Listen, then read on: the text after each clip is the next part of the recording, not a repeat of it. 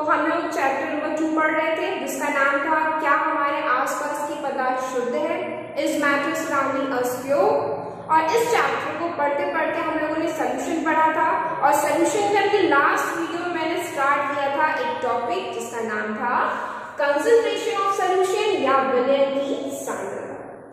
इस टॉपिक में मैंने लास्ट टाइम इसकी डेफिनेशन बताई थी कि हम कैसे परिभाषित कर सकते हैं कि विलयन की सांद्रता या कंसंट्रेशन ऑफ सोल्यूशन को हम कैसे परिभाषित कर सकते हैं। अच्छा, परिभाषा में मैंने क्या बताया था? परिभाषा में मैंने बताया था कि किसी भी विलयन में विलय की मात्रा कितनी उपस्थित है वही हमें बताता है विलयन की सांद्रता के बारे में या सोल्यूशन के कंसंट्रेशन के बारे में। और एक फॉर्मूला हम लोगों ने पिछली वाली क्लास में देखा था, वो फॉर्मूला क्या था?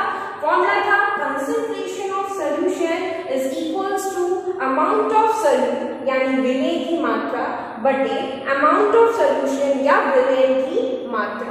याद होगा ये फॉर्मूला हम लोगों ने देखा था। अच्छा, अब इसी को हम लोग आगे प्रोसीड करते हैं, कुछ और रिलेटेड फॉर्मूलाज पढ़ेंगे इसके साथ साथ और कुछ न्यूमेरिकल सॉल्व करेंगे। ठीक है, तो सबसे पहले मैं यहाँ पे ये जो टर्म है अमाउंट या जिसको हम मात्रा बोल रहे हैं, इस टर्म को क्लियर करते हैं। ठीक है, मात्रा मतलब कि हम लोग उस चीज को क्या करेंगे? नापेंगे, मेजर करेंगे। और अगर हम नाप रहे हैं, मेजर कर रहे हैं, तो नापने या मेजरमेंट के कई तरीके होते हैं।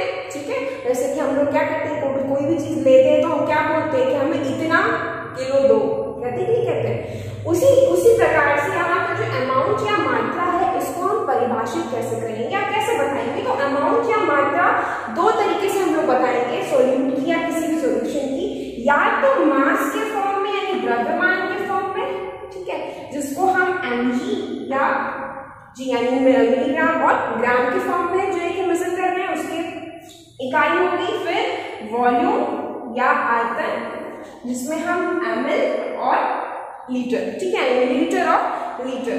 तो मात्रा या अमाउंट को हम लोग मास में और वॉल्यूम इन दो जो एक प्रकार से मापते हैं या मेजर करते हैं। ठीक है, और तरीके से भी समझो कि क्यों हम लोग ये दो चीज यूज कर रहे हैं। हम लोगों ने सॉल्यूशंस के कई टाइप्स पढ़े थे, याद होगा, ट्रू सॉल्यूशंस की कई टाइप्स पढ़े थे हम लोगों ने। ठीक है, solid in solid, solid in liquid, liquid in solid, ऐसे करके बहुत सारा पढ़ा था कि नहीं पढ़ा था पिछली क्लासेस में। ठीक है, तो अगर सॉल्यूट या सॉल्यूशन जो हमारा बन रहा है उसमें सॉल्यूट और सॉल्वेंट ये किस अवस्था या स्टेज में है, इसके बेसिस पे जो है कि हम लोग जो है कि अगर देखें तो स्टेट अगर हमारा लिक्विड स्टेट में होगा तो हम यूज करेंगे वॉल्यूम, ठीक है, और अगर स्टेट हमारा सॉलिड होगा यानी ठोस तो हम यूज करेंगे मास या द्रव्यमान। सीधी सी बात समझ में आई?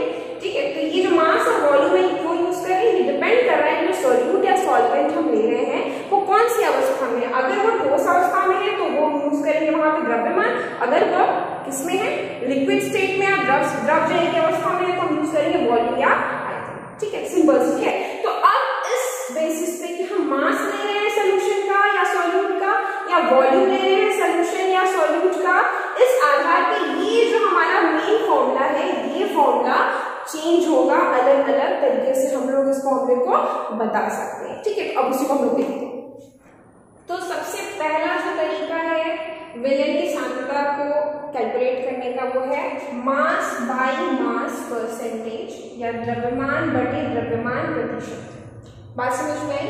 ये द्रव्यमान बटे द्रव्यमान प्रतिशत क्या दिखा रहा है कि इसमें mass of solute in grams dissolved in 100 gram of solution, मतलब कि इसमें जो हमारा सॉल्यूट है वो कौन सी स्टेट में है, सॉलिड स्टेट में। किसमें मेजर कर रहे हैं हम लोग? ग्राम्स में। जो सॉल्यूशन मिला है वो भी क्या है, हमारा सॉलिड स्टेट में है और हमारा यहाँ पर भी क्या यूनिट चल रही है, हम किसमें मेजर कर रहे हैं उसको ग्राम यानी द्रव्यमान। ठीक है, तो मास ऑफ सॉल्यूट यानी विलय की मात्रा ग्राम में जो कि 100 ग्राम सोल्यूशन में डिसॉल्व है, उसको अगर हमको इस स्थिति में अगर हमको कंसंट्रेशन ऑफ सोल्यूशन या विलय की सांद्रता को बताना है तो हम यूज करते हैं मास बाय मास परसेंटेज या द्रव्यमान बटे द्रव्यमान प्रतिशत। बात समझ में? इसको कैसे दिखाएंगे? इसको दिखाने के लिए सिंपल हम लोग फॉर्मूला यूज करेंगे। अच्छा, परसेंटेज क्यों कैलकुलेट कर रहे हैं हम लोग? परसेंटेज क्यों? क्योंकि अगर हमें बताना है कि किसी सोल्यूशन में कितना सॉल्यूट प्रेजेंट है या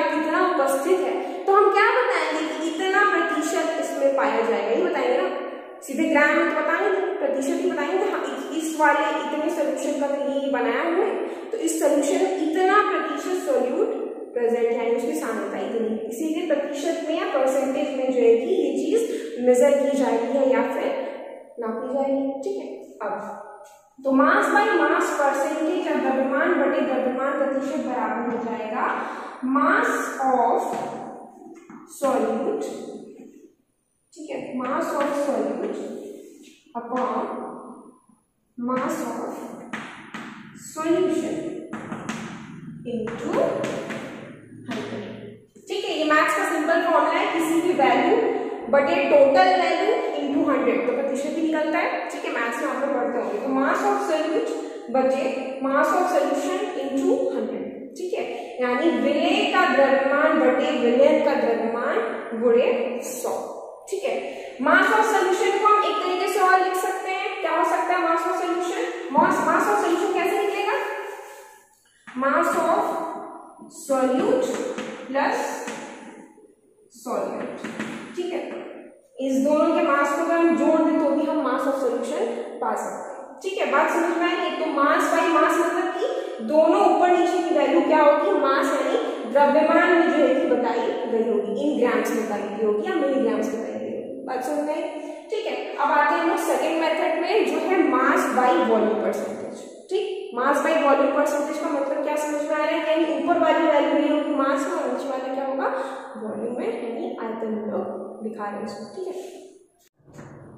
तो सेकेंड है हमारा मास बाई वॉल्यूम परसेंटेज या द्रव्यमान बटे विलयन का आयतन प्रतिशत। ठीक है, तो इसका फॉर्मूला क्या हो जाएगा? बराबर मास ऑफ सॉल्यूट यानी विलेय पदार्थ का द्रव्यमान बटे वॉल्यूम ऑफ सॉल्यूशन या विलयन का आयतन इनटू 100। ठीक है, यानी यहाँ पे जो विलेय है वो सॉलिड स्टेट में, लेकिन जो सॉल्यूशन हमें मिलेगा फाइनल जब हम सॉल्यूट को सॉल्वेंट में मिला देंगे तो वो किसमें होगा? हमारी किस अवस्था में होगा? लिक्विड अवस्था में। और हम उसका क्या मेजर कर रहे हैं? आयतन वॉल्यूम। बात समझ में आई? इसीलिए इसको हम बोल रहे हैं मास बाई वॉल्यूम या द्रव्यमान बटे विलयन का आयतन प्रतिशत। इसी तरीके से हमारा थर्ड फॉर्मूला है, फॉर्मूला थर्ड है हमारा वॉल्यूम बाई वॉल्यूम परसेंटेज। क्या है हमारा फॉर्मूला थर्ड?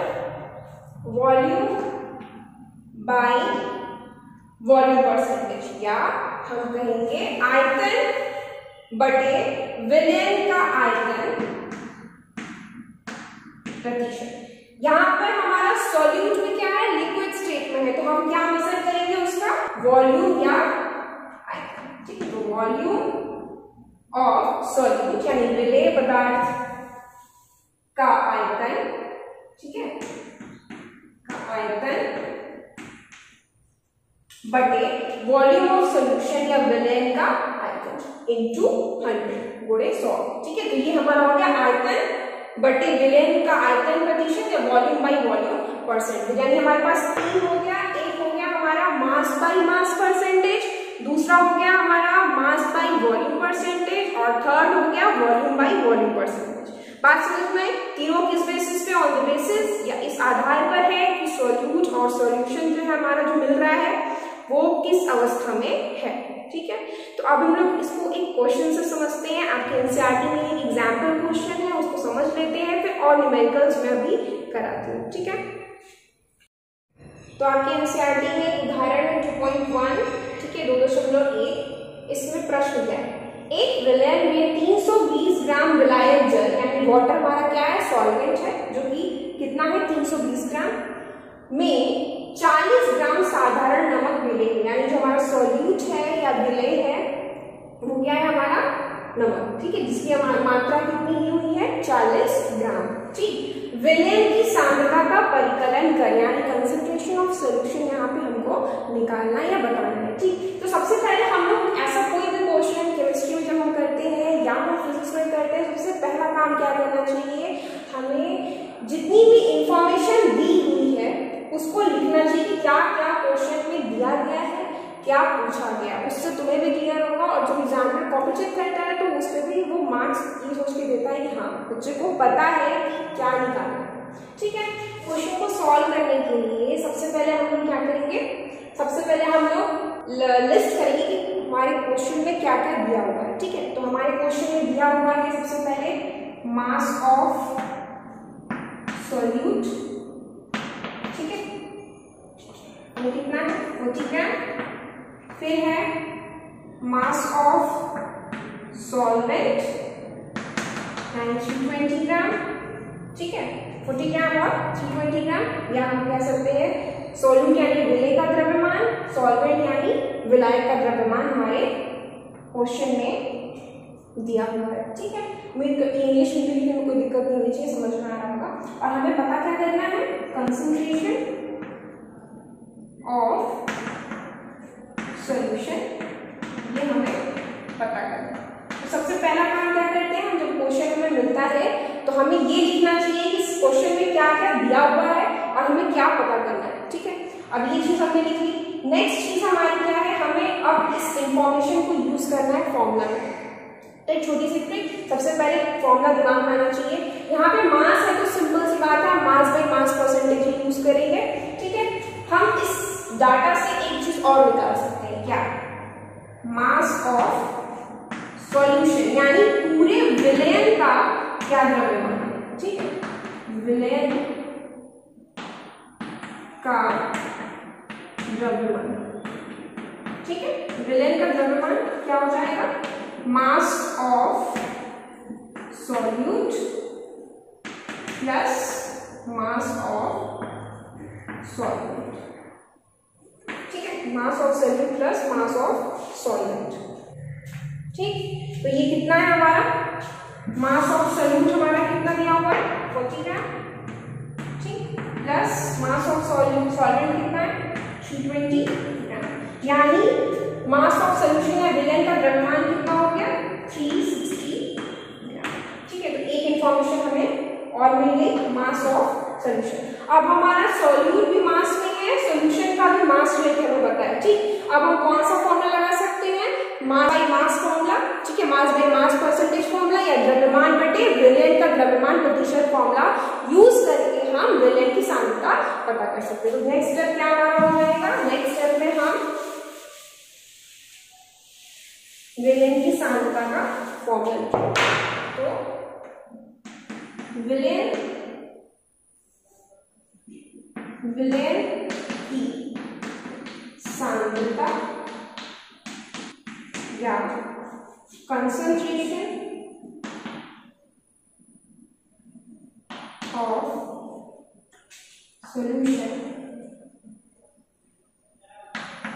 इक्वल्स क्या हो जाएगा, मास ऑफ सॉल्यूट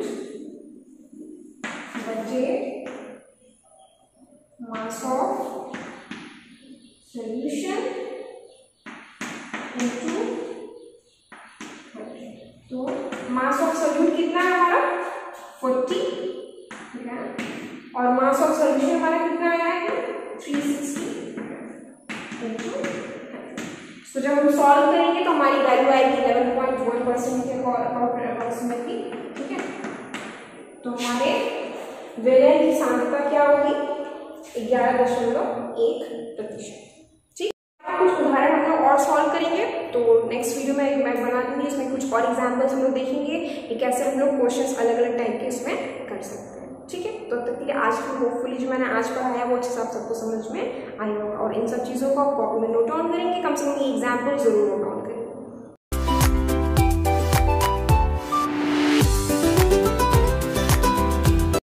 तब तक के लिए thank you students for watching and keep enjoying the chemistry lectures. Wait for the next lecture.